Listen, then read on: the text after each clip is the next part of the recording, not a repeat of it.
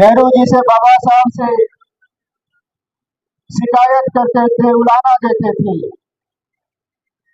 वो लोग कहते थे कि देखिए, जिस देश में भगवान बुद्ध ने जन्म लिया, आप लोग भगवान बुद्ध को भूल गए। वो लोग कहते थे कि देखिए, जिस देश में भगवान बुद्ध ने बौद्ध धर्म दिया, आप लोग बौद्ध धर्म को भूल गए।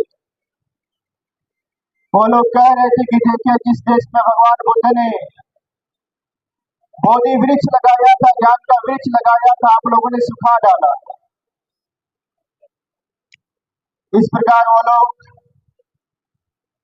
नेहरू जी से, बाबा साहब अम्बेडकर से अपनी शिकायत दर्ज कर रहे थे।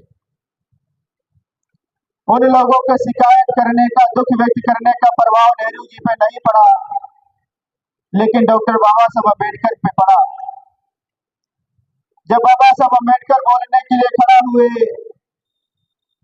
बाबा साहब अम्बेडकर ने कहा कि मैं ऐसा मानता हूँ कि जिस देश में भगवान बुद्ध ने जन्म लिया, उस देश के लोग भगवान बुद्ध को भूल गए। बाबा साहब ने कहा कि मैं ऐसा मानता हूँ जिस देश में भगवान बुद्ध ने बौद्ध धर्म दिया, उस देश के लोग बौद्ध धर्म को भूल गए। बाबा साहब अम्बेडकर ने कहा कि मैं ऐसा मानता हूँ जिस देश में भगवान बुद्ध ने बोधि वृक्ष लगाया था, वह बोधि वृक्ष उस देश में सूख रहा है। बाबा साहब ने कहा कि लेकिन संतोष की बात यह है कि भगवान बुद्ध द्वारा लगाया हुआ बोधि वृक्ष अभी पूरी तरीके से सूखा नहीं है। बाबा साहब अम्बेडकर ने कहा कि अगर उस पर पानी डाला जाए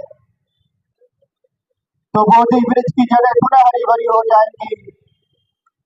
जब जड़ें हरी भरी हो जाएंगी, उसकी टहनियां हरी भरी हो जाएंगी। जब टहनियां हरी भरी हो जाएंगी, उसमें नए नए पत्ते निकल आएंगे। बाबा साहब अम्बेडकर ने कहा कि मैं पूरी दुनिया के सामने संकल्प ले रहा हूँ।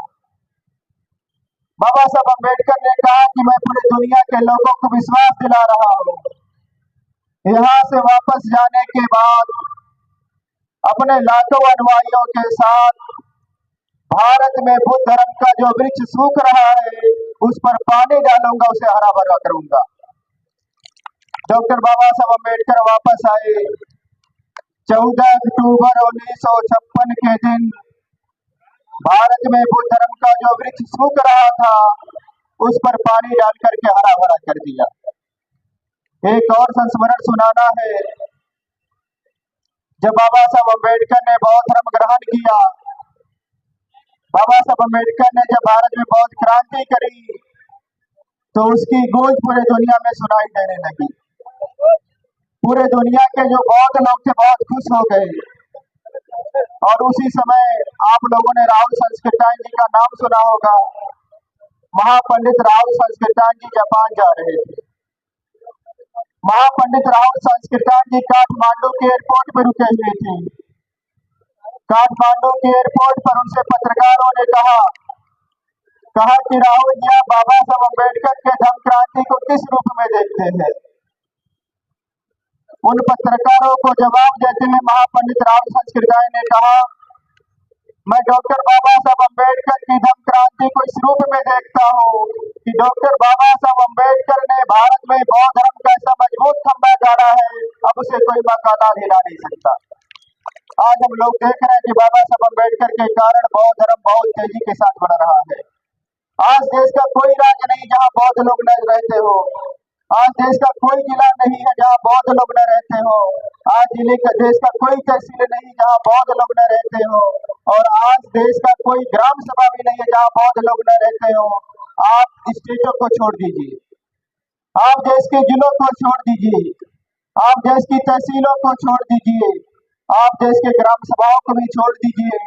अब देश का कोई भी गांव नहीं बचा है जिस गांव में डॉक्टर बाबा साहब अम्बेडकर का अनुयायी बुद्धमय भारत बनाने का सपना न देख रहा हो। तो बहुत तेजी के साथ बौद्ध धर्म अपनी जड़ें जमा रहा है। और अक्सर हम लोग जब मंचों पे, किसी मंचों पे जाते हैं, तो अक्सर संविधान की बात आती है। अभी प्रकाश राव अम्बेडकर जी संविधान के बारे में कहकर गए और उन्होंने कहा कि संविधान खतरे में है। कभी कभी मुझे भी लगता है कि संविधान खतरे में है। और जब मैं किसी मंच पर जाता हूँ, जब बात संविधान की आती है, संविधान के खतरे की बात आती है, तो मैं लोगों से पूछता हूँ कि आप ये बताइए कि बाबा साहब अम्बेडकर के संविधान का विरोध कौन कर रहा है? डॉक्टर बाबा साहब अम्बेडकर के संविधान को मिटाना कौन चाहता है?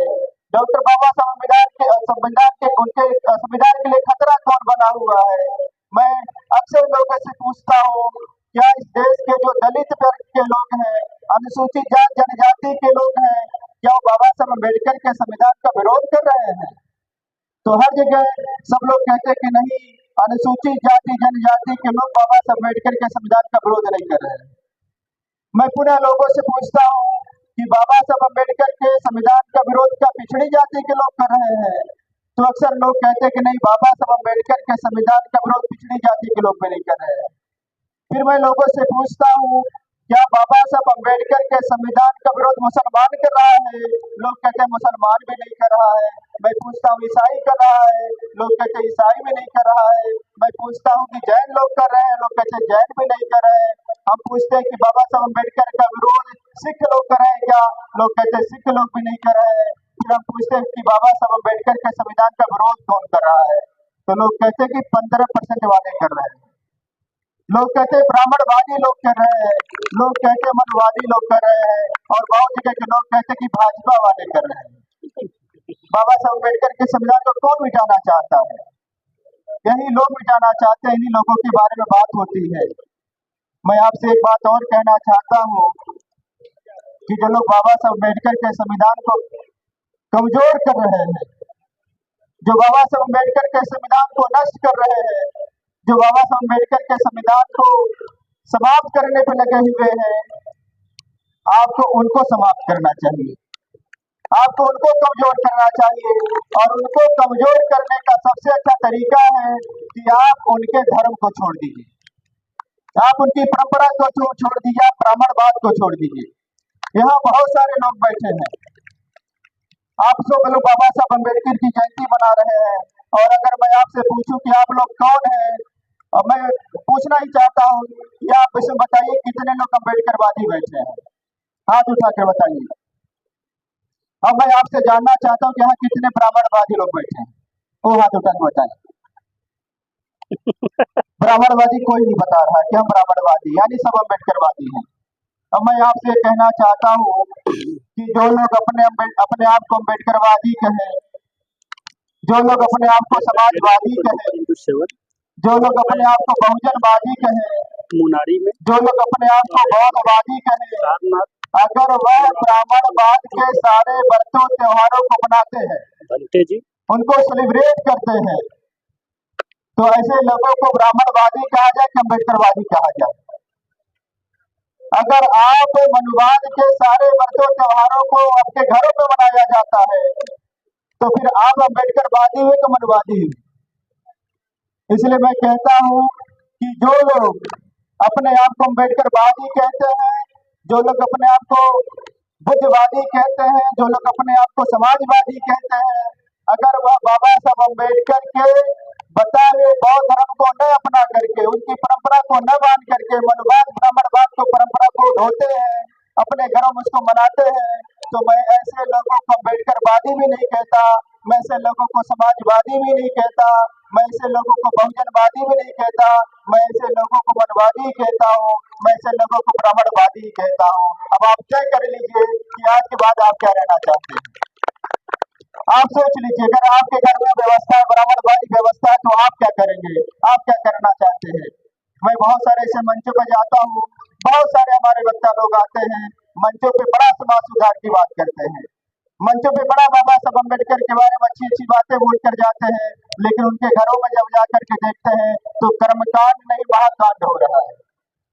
और उनको देख करके बहुत सारे लोग, उनको देख करके उनका अधीनस्थ लोग, उनको लगता है कि अच्छा मंच पे कोई और बात करनी है और घर में कुछ और करना है। मुझे लगता है ऐसे लोगों को बहुत सतर्क रहने की जरूरत है। ऐसे लोग ही जो है बाबा साहब अम्बेडकर के मिशन मूवमेंट को पीछे ले जाने वाले लोग हैं। तो आपको यहाँ से तय करके जाना पड़ेगा कि अब आप अम्बेडकरवादी रहेंगे कि आप ब्राह्मणवादी रहेंगे। इन्हीं सब बातों के साथ अपनी बातों को विराम देता हूँ, और पुनः जो अम्बेडकर शक्ति युवा संगठन है, उनके जितने भी छोटे बड़े कार्यकर्ता हैं, पदाधिकारी हैं, सभी लोगों के लिए मंगल कामना करता हूँ। आप यहाँ जितने भी लोग बैठे हैं, आप सभी लोगों को धन्यवाद।